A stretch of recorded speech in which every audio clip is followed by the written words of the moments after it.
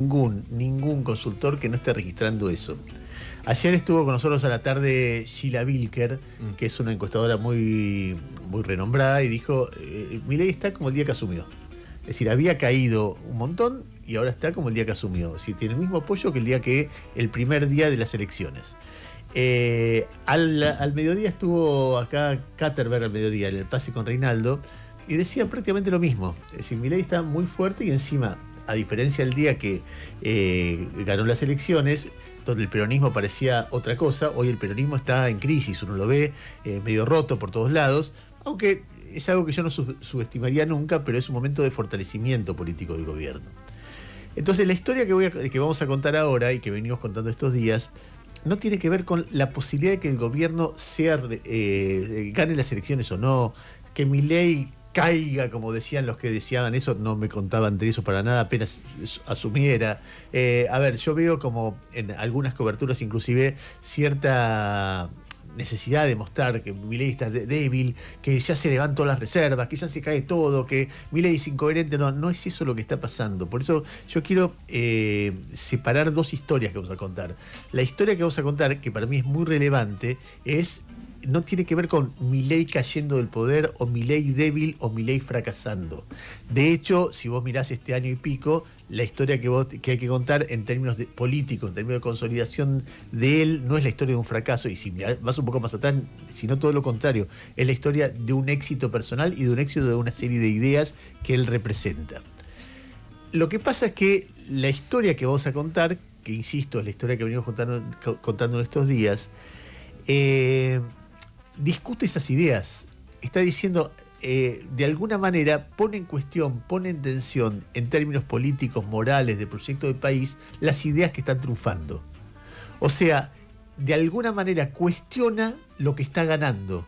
Mientras la sociedad va respaldando al líder que defiende estas ideas, hay una historia que expone esas ideas en toda su crueldad, y en toda las desnuda de una manera impresionante, con lo cual yo me acuerdo ayer cuando Noé Barral Grijera contaba las noticias de la tarde, le pregunté a Sheila Bilker, ¿qué sentís cuando escuchás esto? Y me dijo, siento mucha ambigüedad porque veo toda esta crueldad y veo que toda esta crueldad está siendo respaldada por la sociedad cada vez que la analizo. Y entonces lo que insisto, porque yo muchas veces pienso, bueno, ¿cómo cubrimos esto? Pues nosotros tenemos un sesgo por periodista y por lo que pensamos de los valores de este gobierno, etcétera, un sesgo crítico.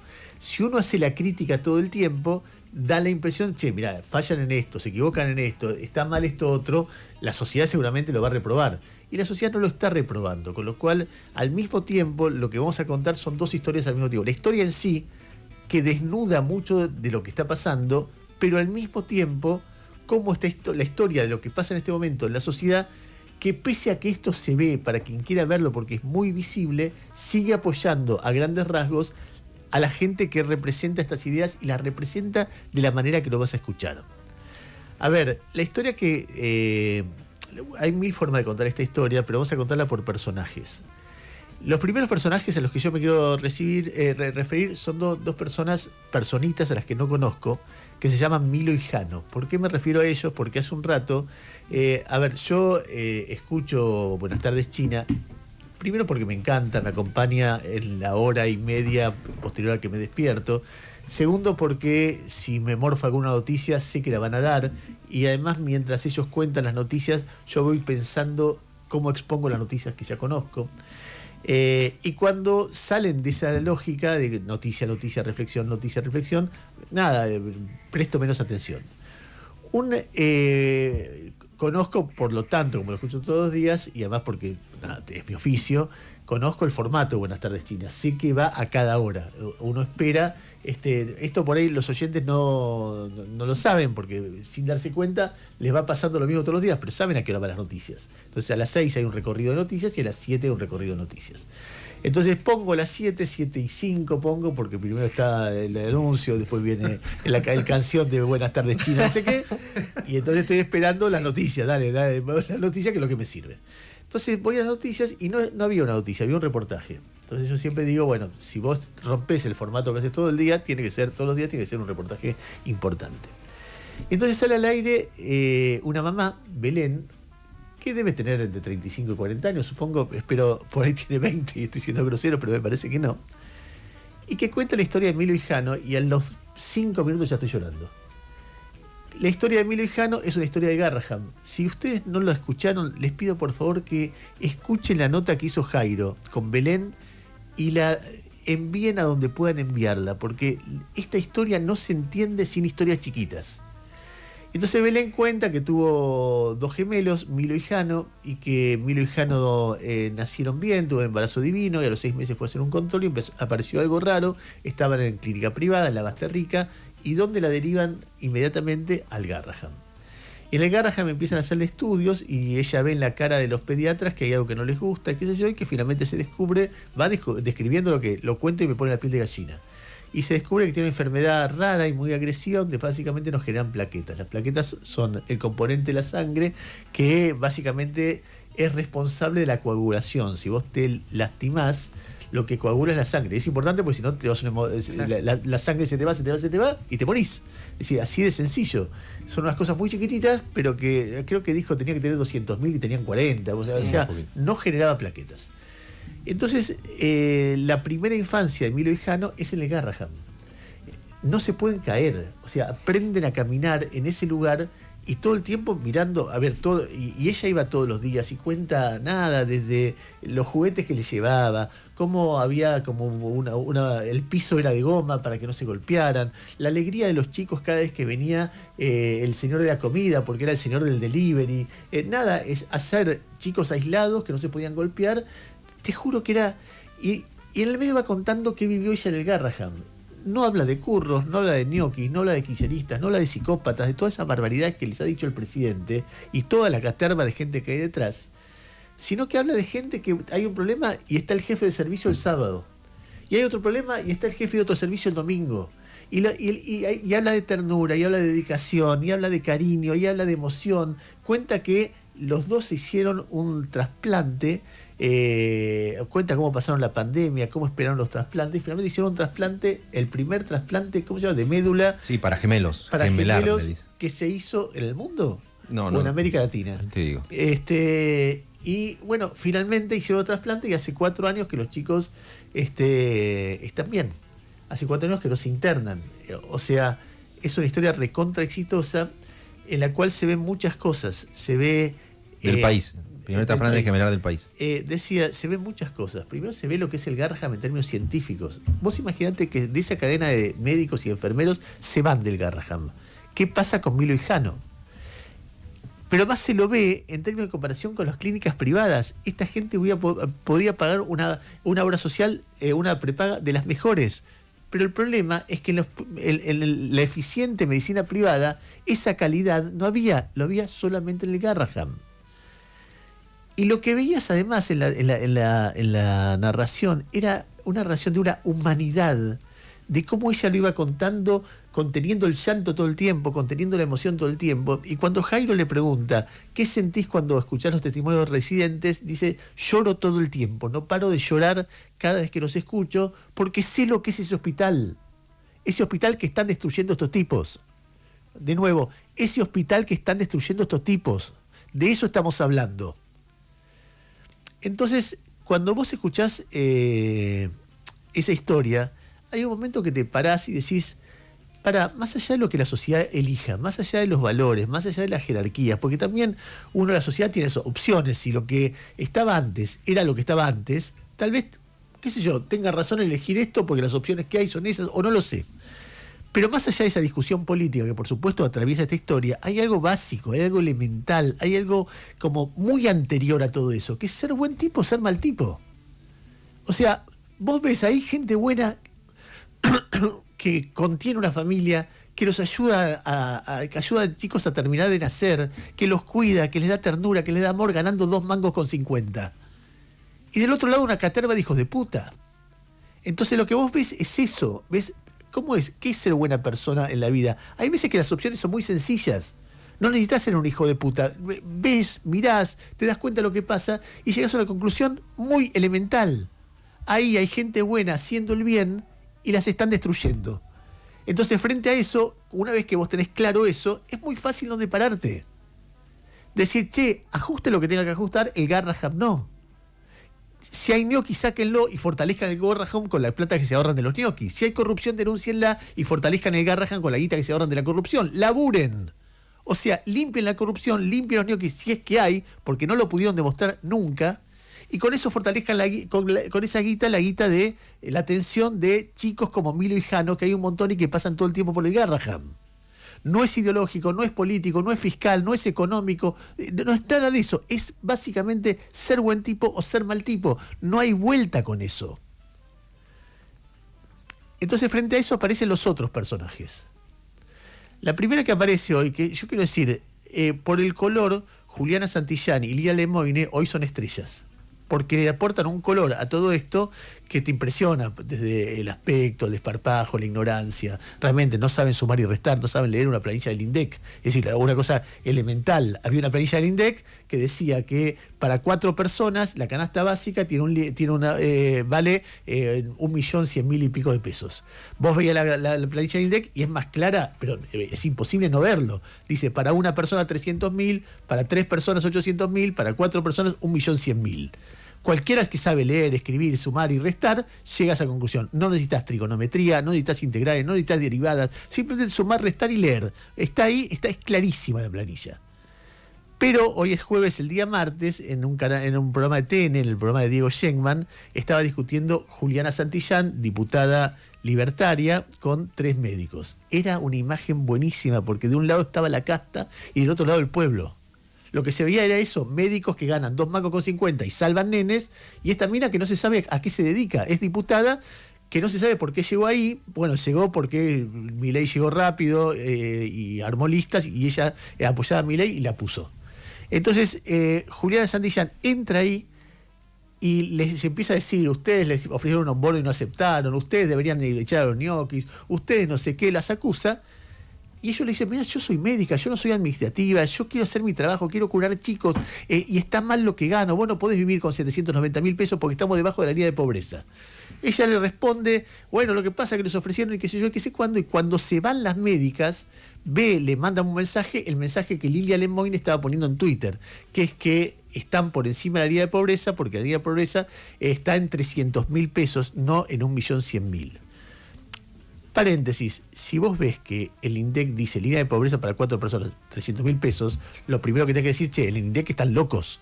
Algo no te cierra, ¿cómo vas a decir eso? Pero no, ella lo que saca conclusión es, los médicos mienten. Juliana Santillán dice, escuchá esto, porque lo que dice es para 4 personas 300.000 pesos. Escuchá. Canasta básica total de una familia de 4 miembros en el mes de mayo por el INDEC, 360.000 pesos. Creo que la doctora había dicho 800.000 o una cuestión así. Falso. Los datos del INDEC dicen bueno, que ahí está. Eso es lo que dice, falso, mienten. Está hablando de los médicos que curan chicos. No hay que olvidar nunca ese elemento, porque es el elemento central en esta discusión.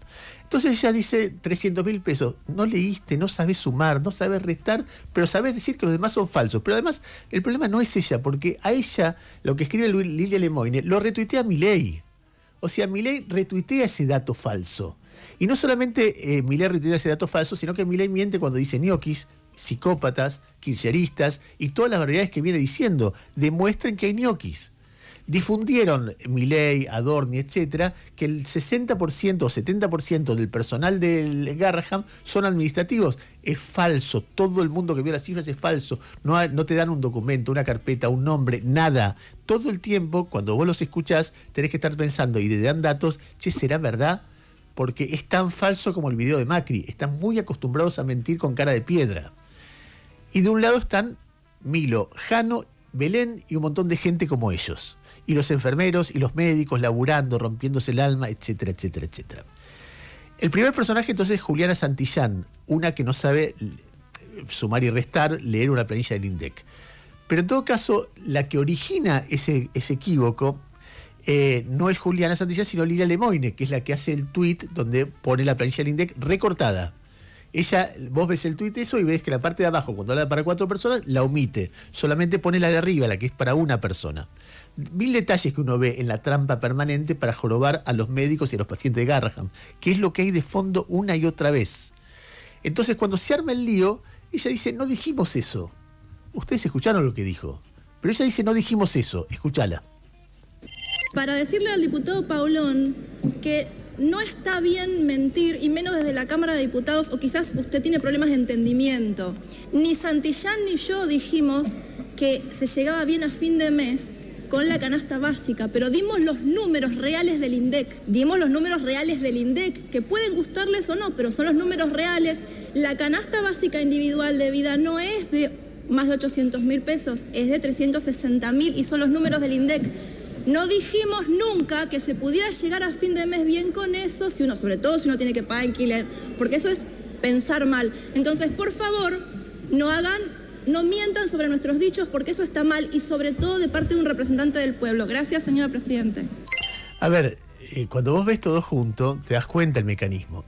La otra dice para 4 personas, pero además cuando Lilia Lemoyne planta ese tuit, ella es cierto, no dice para 4 personas, la otra sí, pero cuando planta ese tuit, lo planta en el contexto en el que estás discutiendo una disputada que gana 5 millones con médicos que salvan vidas y están ganando 800.000. Entonces lo da como argumento para combatir a los médicos. Y la otra dice, es falso lo que dicen los médicos. O sea, la que miente es Lilia Lemoyne, no Esteban Paulón. En todo caso, Esteban Paulón podrá tener un error, pero está hablando de la otra que dice 4 personas. Y de cualquier manera, es menor, porque la pregunta, ¿vos vivirías con 790.000 pesos? Te dicen que no, pero Lilia Lemoyne tiene una respuesta para eso. Si viviría, flaco, eligieron ser médico, jódanse. Eso es lo que responde Lilia Lemoyne. De nuevo, hay chiquitos peleando por su vida en el Garraham. Y ella lo que dice, eligieron ser médicos, jódanse. El problema no es de un sistema en el cual Milei es una parte importantísima en el último año y medio, y sus convicciones, ¿no? Pero antes, en algo tiene razón. No es que estaba resuelto el problema de Garraham. No es que estaba bárbaro el problema de Garraham. Ahora está mucho peor, porque hay un ataque deliberado, directo y pensado sobre el Garraham. Entonces, ¿qué dice? Yo si quisiera ser astronauta, bueno, no tienen por qué pagarme a mí. Entonces, ¿por qué a los médicos hay que pagar sus sueños? El problema para Lilia Lemoyne son los médicos que eligieron mal y no una sociedad que genera incentivos para que los médicos se vayan del Garraham, o un gobierno que genera incentivos. Y lo argumenta de esta manera. Yo entiendo que vos tengas sueños y que vos quieras estudiar lo que a vos te gusta. Yo estudié efectos especiales recién a los 28 años, no a los 18. A los 18 tenía que ayudar a mi familia. Si vos, mientras estás estudiando, no te das cuenta que los médicos están mal, es público. Mientras seas estatal, no va a estar muy bien, que digamos. Entonces vos le recomendás que estudien otra cosa. No, que estudien lo que quieran, pero que sepas que cuando vos estudias, elegís una carrera, tenés beneficios y tenés perjuicios. Sí, yo estudié una carrera con una salida laboral rápida. ¿Era la que yo soñaba? No lo era. Pero entonces vos tenés que separar tus deseos, tus sueños de tu trabajo y tu responsabilidad. Ser un adulto significa que vos tenés que salir a la vida a enfrentarte al mundo. Y tenés que enfrentarte a la realidad, no a tus sueños o lo que tenés idealizado. Ella le da clases a los médicos de Garraham sobre cómo tienen que ser. Es muy notable en términos de ubicación y de valores. Y de nuevo, volvé a los médicos atendiendo a chiquitos en el Garraham, porque las historias chiquitas que se cuentan y a ser buena persona o mala persona. Vos tenés un conflicto gremial de gente que gana 800.000 pesos, que está siendo agredido por el gobierno, y lo que haces es pegarle a los médicos, falsean, se equivocan, mientan, etcétera, ñoquis, burócratas, kirchneristas, psicópatas, una y otra vez. Esto no es una discusión entre kirchneristas y antikirchneristas, entre izquierdistas y derechistas, entre marxistas y defensores del libre mercado. No tiene nada que ver con eso. Y si no, para que veas que las fronteras ideológicas se desdibujan, o las tradicionales se desdibujan, escuchá a Eduardo Feynman. La de la diputada Lemoyne, sí, diciéndole a los médicos residentes que hubieras buscado otra carrera, que hubieras elegido otra cosa. ¿Pero quién sos?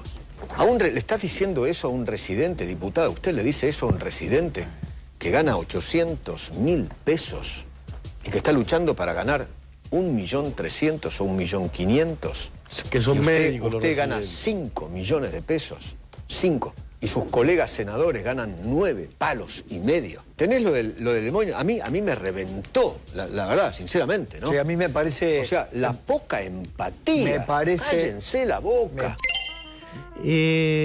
A ver, Lilia Lemoyne insiste, echaron ñoquis, y gracias a que echaron ñoquis, A ver, no.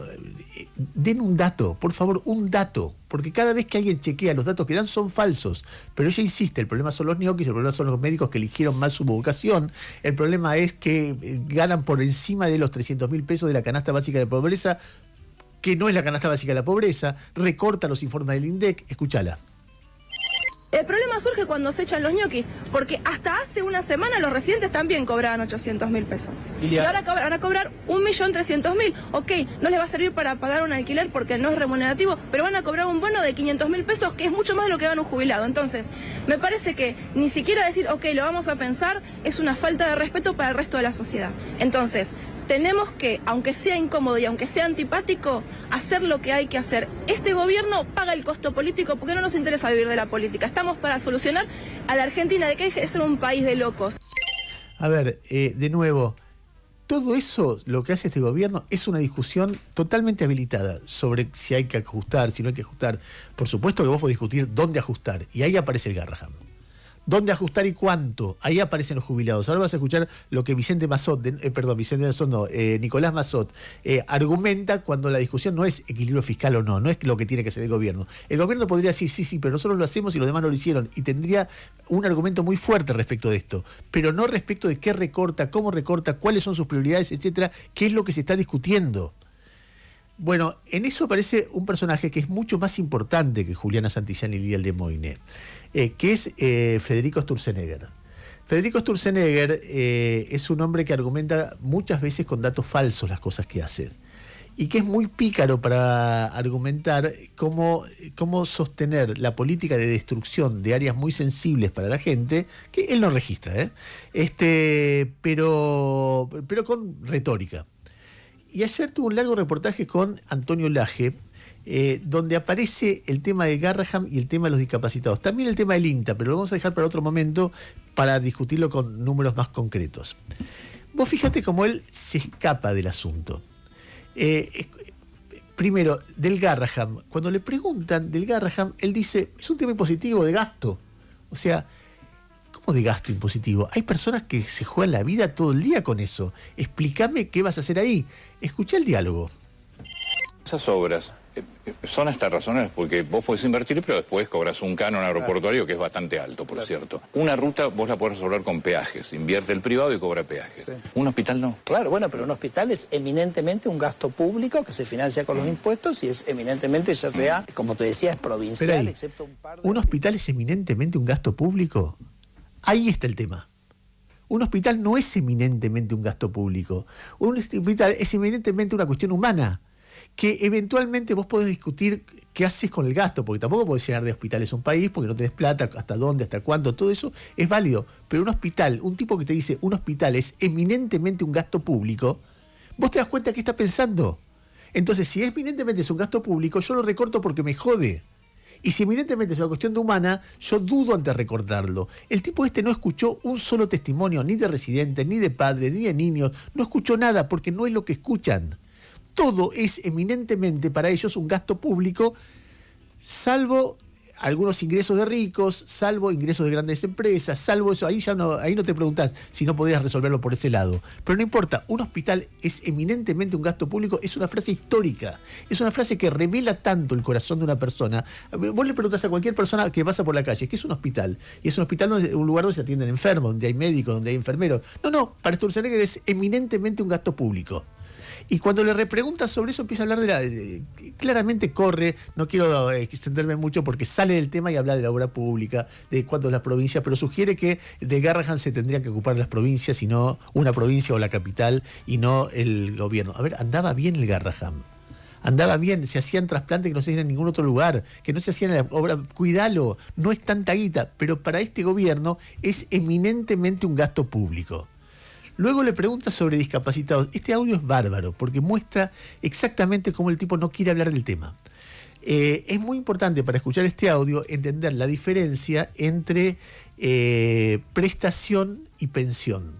¿Por qué? Porque Laje muy bien le dice, las prestaciones están cayendo. Entonces, Sturzenegger le dice, mira, no sabés lo que encontramos cuando llegamos. Había un montón de pensiones de gente que no la merecían y que la repartían en actos políticos. Iba Alberto Fernández con un intendente y repartían pensiones por sorteo. Tenemos las filmaciones. Entonces Laje le insiste, no, pero pará, entiendo eso, es horrible, pero quiero ver las prestaciones de los que realmente existen.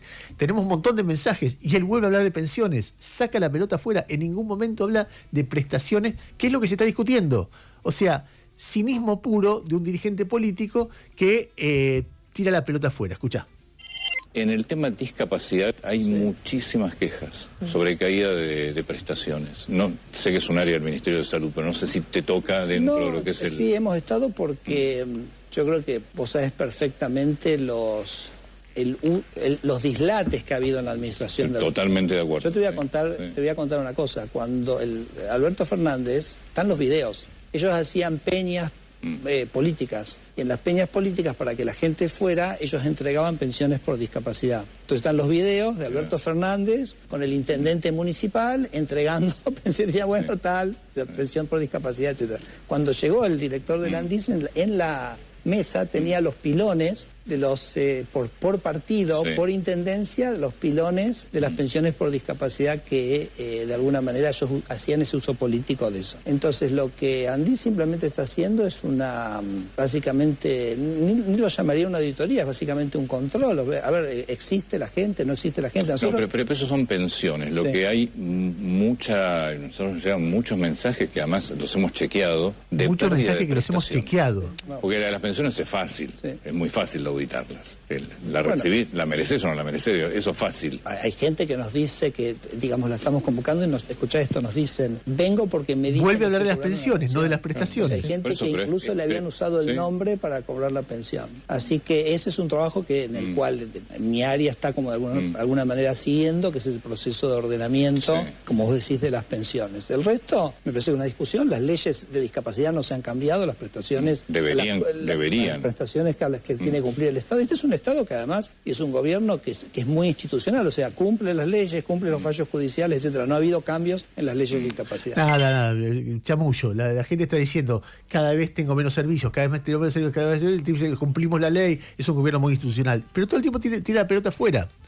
Y este tipo sí es importante. Lila Lemoine, en todo caso, es una vocera, es una provocadora, es un personaje que todo el tiempo está ahí para provocar y para herir cuando alguien es lastimado. Bueno, uno la conoce. Juliana Santillán es una diputada del mundo Milei que no es tan importante. Sturzenegger es un tipo importante. Y la declaración de él, el hospital es eminentemente un gasto público, es una declaración filosóficamente muy importante que revela lo que hay en el fondo de la cuestión. Un hospital no es un lugar para curar gente, es un gasto público.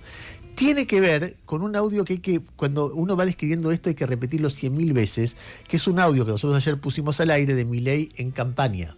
Se acababa de aprobar casi por unanimidad un proyecto de ley para detectar de manera temprana en la panza de las mujeres embarazadas una cardiopatías infantiles severas. No era un gran presupuesto, pero para esto Milei votó en contra. Cardiopatías infantiles severas, o sea, el Garraham. ¿Qué dijo Milei? Y voté en contra porque es eminentemente un gasto público. Escuchá. Tiene una prevalencia altísima, la muerte hasta el año de vida de pequeños es altísima por esta causa. Lo que planteaba la ley, que va a ir al Senado ahora, es que haya que haya estudios, etcétera, para intentar detectar cuando el bebé está en la panza si tiene cardiopatías o no, para evitar futuras potenciales muertes. ¿Por qué votaste en contra? Porque implicaba más presencia del Estado interfiriendo en la vida de los individuos. Y además implicaba más gasto, o sea, eso no funciona así. Pero esta ley, esta en particular, que tiene una prevalencia en fallecimiento de bebés hasta un año... Nosotros votamos en función del ideario liberal. Es eminentemente un gasto, es el Estado interfiriendo, cuidando nenitos.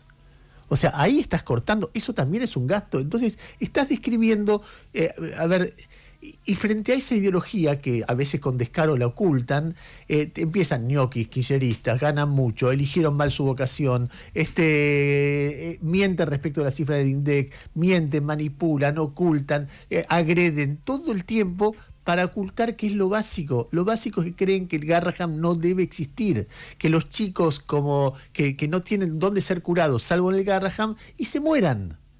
Y no es mucha plata, no es simplemente mantener algo que estaba bien. Y si querés ahorrar por curros, corrupción, etcétera, y bueno, ahorrás por eso, que es lo que corresponde, que haga un gobierno que presume de todo eso, y le das plata, más plata a los médicos, más plata en insumos, más plata, porque eso hay que cuidarlo. Ahora, es un gobierno que cree que no, en el fondo no cree eso, entonces cree que a la gente que el Garrahan ha salvado hay que dejarla morir. Eso es lo que hay de fondo. Por eso digo, no es político, no es ideológico, no es económico. Es básicamente ser buen tipo o ser un canalla. Porque cualquier persona se da cuenta que es así. Entonces, sobre gasto público, otra vez, desdibujemos fronteras ideológicas tradicionales. Mazot, Nicolás Mazot, ayer explicando sobre jubilados, sobre el Garrahan. Mazot ya había dicho 20 veces que están gastando en la CIDE lo que no gastan en el Garrahan. Ahí no es gasto público, ahí es re importante. Han comprado aviones de guerra. En este momento, ¿con quién estamos en guerra?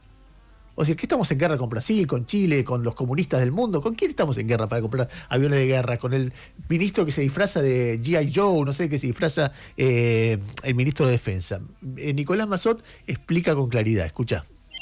La plata que sí hay y que recurrentemente, de manera discrecional, a decretazo limpio, se le asigna a reducciones impositivas para los altos patrimonios, a blanqueos recurrentes, digo hablando de cinismos, a blanqueos recurrentes que son la otra cara de la moneda de los aportes en negro de la gente que tiene que jubilarse por moratoria.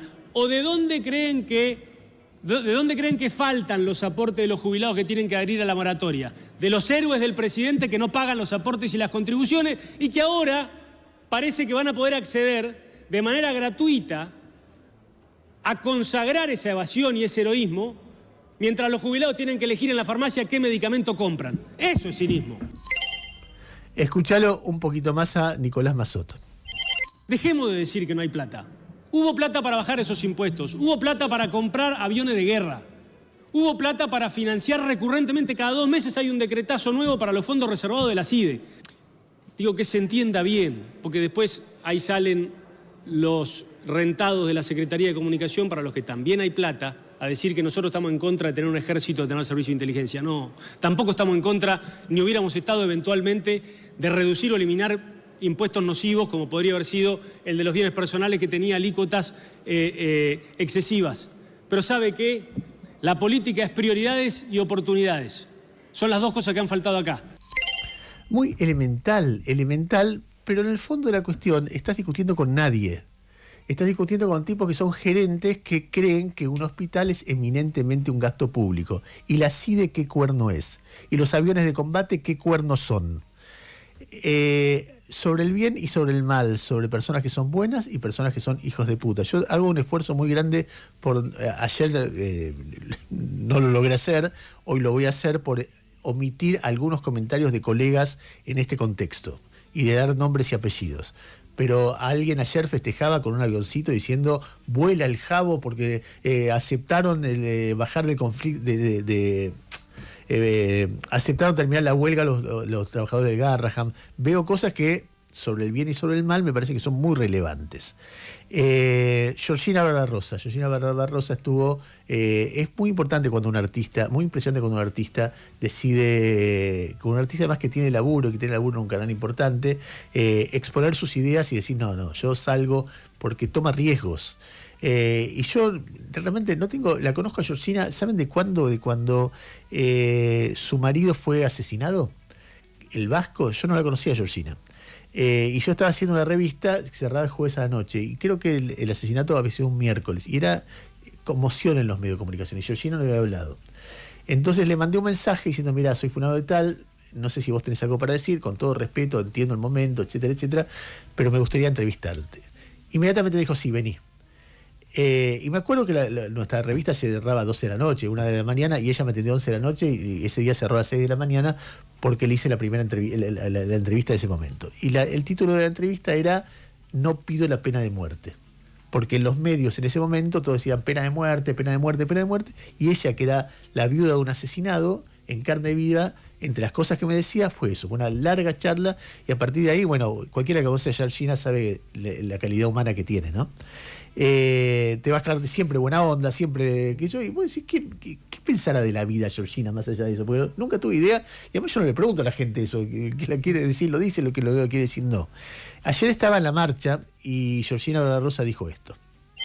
El domingo lo hice por el Instituto Nacional del Teatro, porque quieren arrasar con la cultura. Estoy por la Argentina, estoy por mi país, estoy por la democracia, manifestándonos pacíficamente, porque yo creo que puede haber un diálogo, que se puede dialogar de otra manera, que no tiene que haber esta violencia. Estoy por supuesto por los jubilados, estoy por supuesto que por los discapacitados, por las chicas de Ni Una Menos que se cumplieron 10 años ayer.